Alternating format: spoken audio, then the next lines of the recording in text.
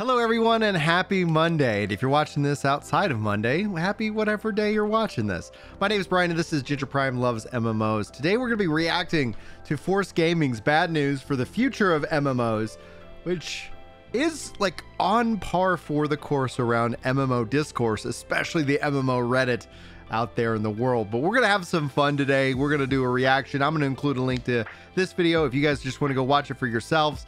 But we're going to take breaks as if you haven't ever seen a Ginger Prime Reacts video, we'll watch a little bit and then we'll pause and we'll talk about what is basically being said and shared. And I really hope you guys enjoy. I've already pre-liked Force's video. We've had him on the podcast. Awesome guy. Love him as a content creator. He does excellent work. So if you're not subbed to Force, you should be. He just crossed recently over 1 million subscribers, which is impressive for the MMO space. There's a small handful that have achieved that level of success. But anyway, congratulations, Force. Let's see what you got to say about the bad news of the future MMOs. So a few weeks ago, we covered this crazy story about Nexon scamming its players for well over a decade. And I'm not just talking about them making MMOs with cash shops and microtransactions. No, we all knew that was happening.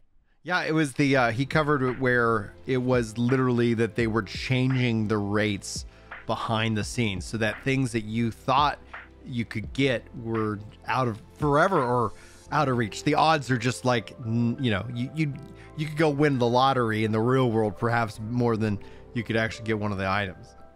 And it's pretty par for the course in the genre. What they were doing was way worse. After a multi-year investigation, the Korean Fair Trade Commission announced that they found Nexon guilty of unfair rate manipulation for cash shop items in MapleStory. In that game, they sell these things called cubes. These are essentially loot boxes that grant power upgrades. You buy a cube, roll.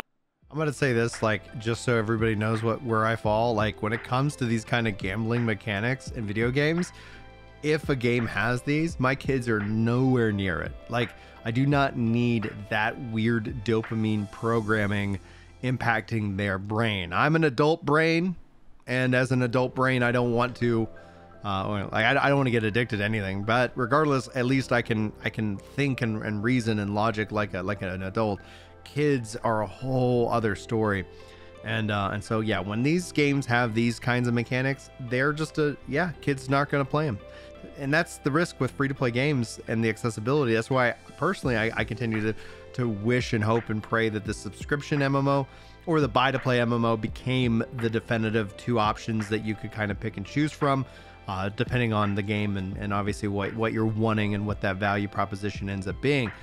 You know, again, the buy-to-play with the optional, battle passes seem to be a decent aspect that I personally am okay with. But I don't buy a lot of them because some of them are just FOMO over-geared and generated. But anyway, we're only 30 seconds into Force's video. Let's see what else he has to say. Roll the dice and are given a random reward depending on which cubes you purchased. This can include passive stat boost and gear upgrades. The odds of getting any particular outcome from a cube were published by Nexon a few years ago, as has become industry standard for pretty much any game that sells loot boxes. Nowadays, companies will just tell you like what the % chance you have of getting whatever it is you're looking for when you purchase some sort of a loot box. The problem in this circumstance, though, was that the actual odds were not only not as published, they were also regularly being manipulated, and the rarest, most highly coveted outcomes, the thing that pretty much everyone buying cubes was hoping to get, that was literally impossible to acquire. Your odds were actually 0. So the investigation revealed that after Nexon began selling cubes, they progressively lowered the probability of getting an item upgrade, and they blocked users from ever obtaining the most ideal stat boost combination. That most powerful role that players were wanting was never achievable. On top of doing this rate manipulation, they on several occasions made false public statements that no such changes were occurring, while those changes were in fact actively occurring. The investigation also revealed, while all of this was taking place, that Nexon had many back and forth conversations via internal emails about whether or not the company should disclose this information, but ultimately they decided against it because of course they did. In the end, from the time MapleStory story cubes were first made available for purchase in 2010 to when this investigation took place in 2021, Nexon had made roughly $420 million from cube sales alone, and as punishment from what was discovered, the Korean FTC fined Nexon $9 million, a measly 2% tax on their earnings. Surely this is going to stop them from ever doing it again. Now, they made so, like, we see this happen so much in our society today where the fines are so small compared to the rewards, so that we see people doing and abusing these kind of systems. This is absolutely an abuse of that, and I'm really quite surprised after finding him guilty that there wasn't, maybe this is written into their law or something like that, but there wasn't a bigger fine imposed to dissuade them from continuing to do that. Now, I do want to be clear about the loot box conversation. Opening a treasure chest, like if you earned those things in game by just playing it, no option to purchase, like it was just an in-game item that had a chance to increase your power, etc., that you got by questing and random drops, etc., I don't have any problem with that. I think static progression married with RNG progression is a fun, system where you're going to get that guaranteed progress each and every time. And then the RNG progress could be like, oh my gosh, I just won the lottery, etc. But it's them being connected to real money, which is the real major problem in my book. Now, that story alone is crazy, but buried in there was something that I find even more concerning for the entire loot genre, for the entire MMO genre. When making all this information public, the Korean FTC released many documents and details found during its discovery process, part of which was the reveal of a patent that Nexon holds in Korea pertaining to variable rewards based on player activity. Or in other words, the idea of changing the rate of item drops or the rewards gained from loot boxes based on the individual player. Now, I've always been aware that this sort of thing could exist and may be happening in the games that I play, but seeing actual confirmation in writing of a company officially registering their ability and intention to do so, man, as a fan of MMOs, as a fan of loot games, as a fan of ARPGs, I absolutely do not love the idea that this could be happening in the games that I'm playing today, because Nexon, they might hold the patent for this in Korea, but they don't across the entire world. Okay. And that's where the concern comes in. Now, what exactly am I talking about? Well, let's take a look. The patent for dynamic rates includes the following: if a lot of user activity, decrease rates. Increase rates if users have low activity. Change rates based on player location. If gacha items exceed expected number or set amount, decrease rates. Change rates based on number of friends on buddy list. Change rates based on buddy list stats. Change rates for certain gacha items above some rarity. Change rates based on users' current items. So I'm surprised there's not a change rates for, like, if you're a streamer or a content creator, right? Like, we've seen that kind of crap over on Twitch, which was the whole beginning of Kick, I guess, with their gambling streams. Like, of course things are manipulated. Wild stuff.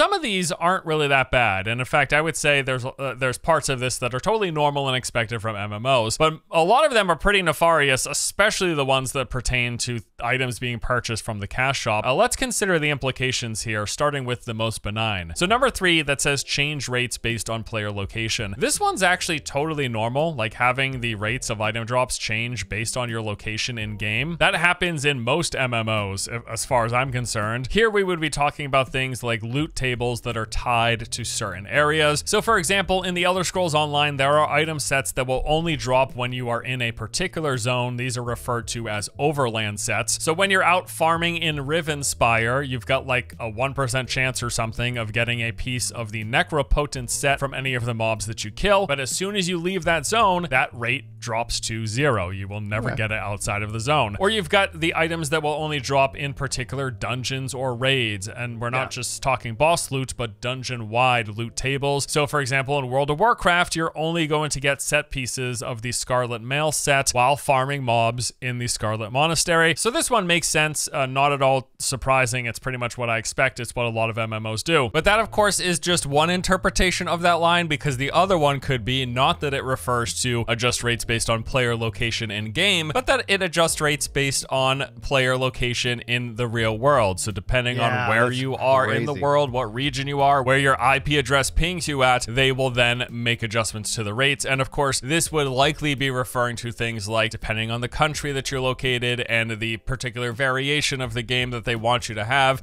I wonder if it would be also based off of like your specific location within that country. Are you in a more prominent area?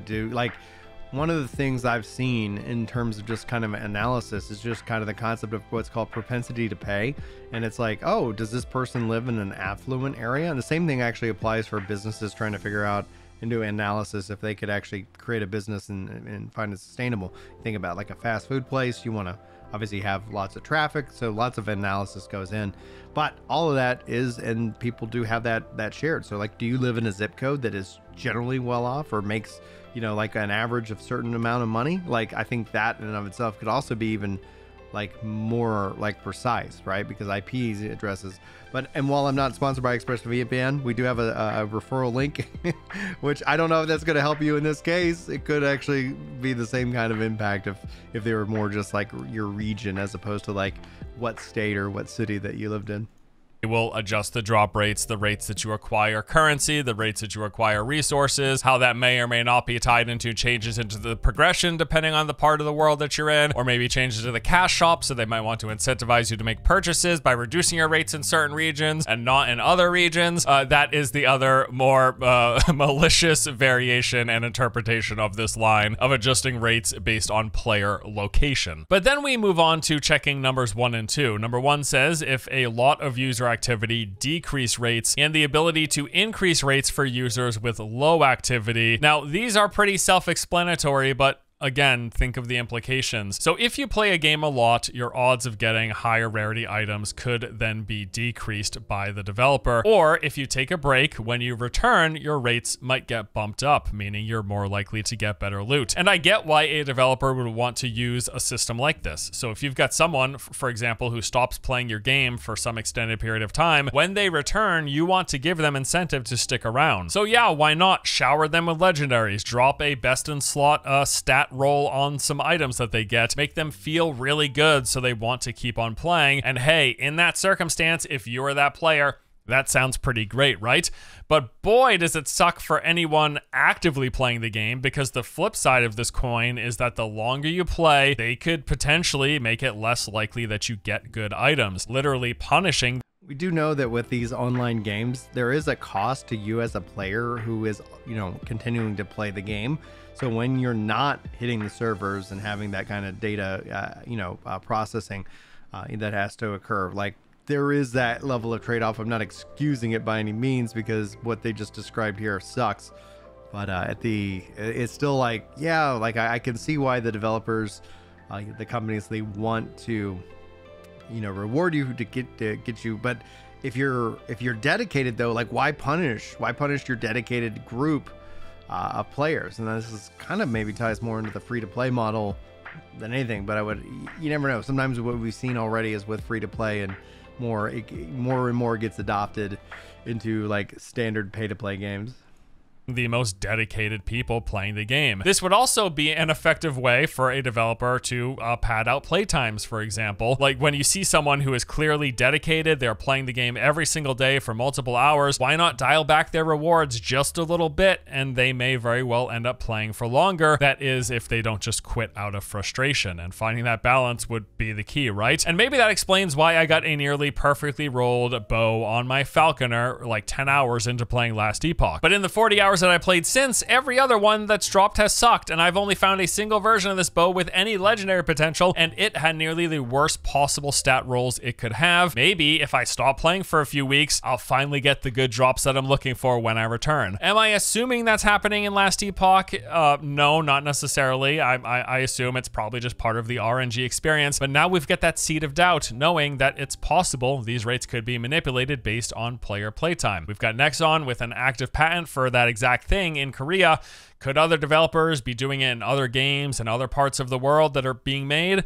I mean, it's It's possible. We can't say it's not possible because clearly we know people can do it. It's within the realm of possibility. And this is where things get a little tricky, right? Because obviously this could all just be chalked up to RNG. Me not getting a great bow for my falconer in 40 hours. It could just be random luck of the draw. It is probably just random luck of the draw. I'm not a conspiracy theorist here, but we have to talk about the possibilities. And that's where the issue lies. Loot in these games and MMOs and ARPGs and looter shooters, it is random by design. You get random drops with random stats and affix rolls adjusted by the in-game circumstances that you're partaking in, like how you're going to get better rewards and they're going to occur more frequently as your level gets higher, as you push into harder content, and the types of content that you're doing. Some combination and variation of all of these things will affect the loot drops that you're getting. It is part of the genre. Randomness has always been in these games. It is built in, but knowing that there could also then be this extra added layer where a developer is punishing you, not based on the content that you're doing, the difficulty of the content, the known mechanics that are within the game, but just based on your frequency of playtime, that's not really great. I mean, I guess it's not bad for the person who takes a break and then gets better loot when they return, but it is pretty shit for the users who are playing daily and then are being rewarded with worse odds, with worse loot drops. And just knowing that developers could be doing this, yeah, I mean, it kind of sucks the wind out of the sails, right? It's sort of like when you get these games that have built-in RMT. So if I'm gonna, like, the first thought that I have on that though, and is that I feel like this is something we've seen already, like in Vegas, like with the digital machines, that things can be kind of adjusted, and because the goal is to try to keep you playing, and when you come back is to get you hooked again. So it's that, like, man, I wouldn't be surprised if some of this is already going on, but that's also how do you test it with, because that's RNG, right? Like that is RNG. That's where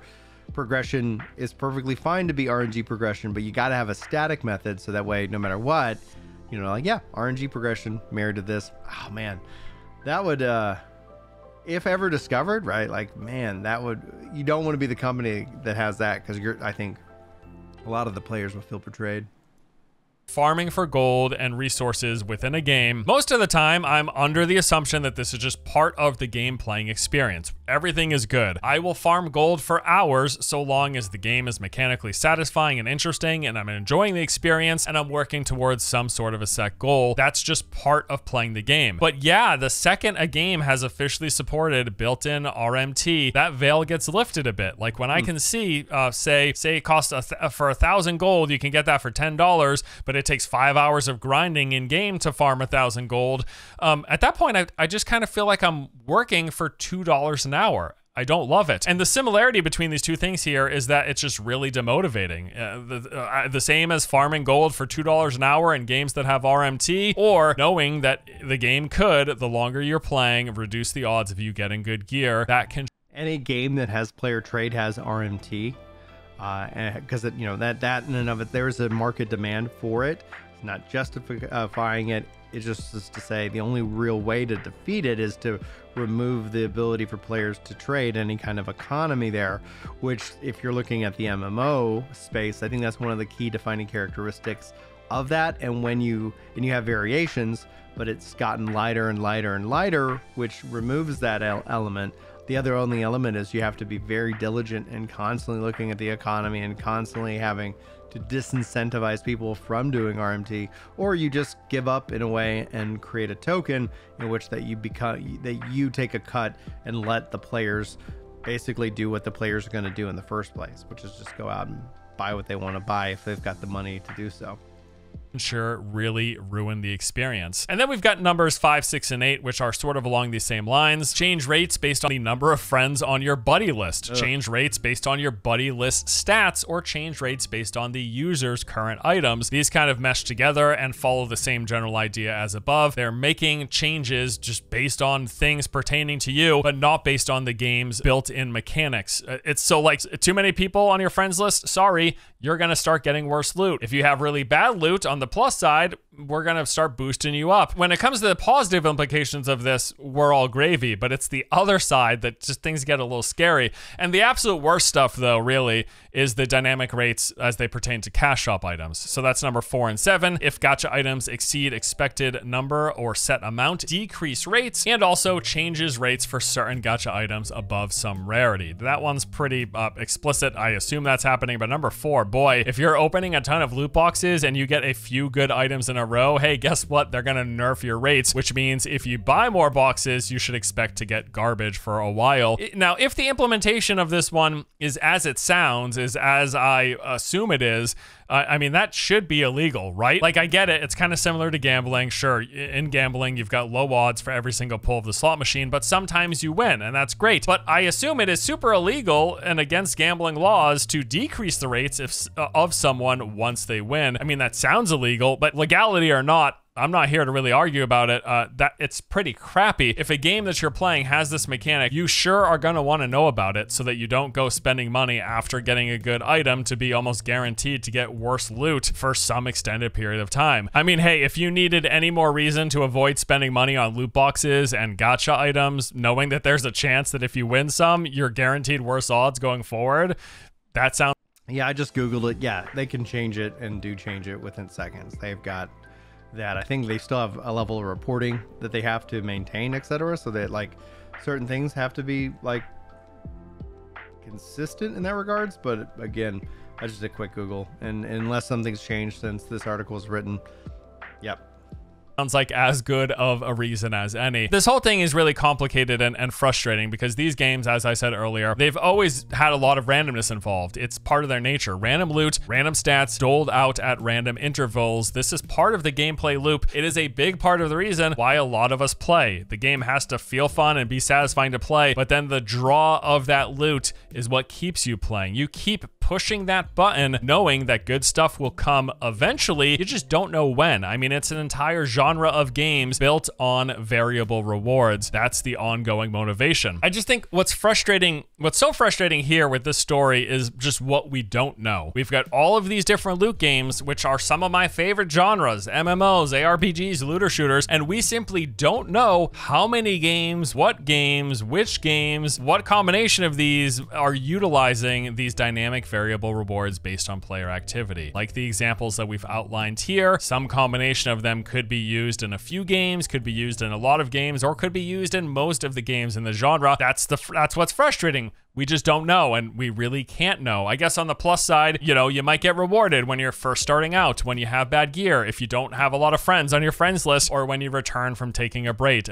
And like I said, in those circumstances, when implemented in that way, these dynamic variable rewards are fine. They're nice even, they're welcome. But the negative side is that possibility that if you play a lot, you're punished with worse odds and will be getting worse loot. Or if you fancy yourself spending money on loot boxes and gacha items, the idea that every time you pull big, the next X amount of dollars you spend are almost going to be thrown out the window because they are reducing your chance of getting anything good from that point forward, which is a major yikes. This whole thing really makes me think that there should be way more transparency. We should demand way more transparency as to how drop rates are calculated in a lot of these games and how or when those drop rates can change. This matters a whole lot less when it comes to just like what loot am I getting as a player and how often am I getting loot. It is frustrating in that it kind of, you know, it certainly impacts like the motivation to keep grinding. If you know for sure that a game is using a system like this, punishing you for the more often you play, I imagine that's going to kill the desire for a lot of people to keep on playing, but that's just the thing. Unless something happens that forces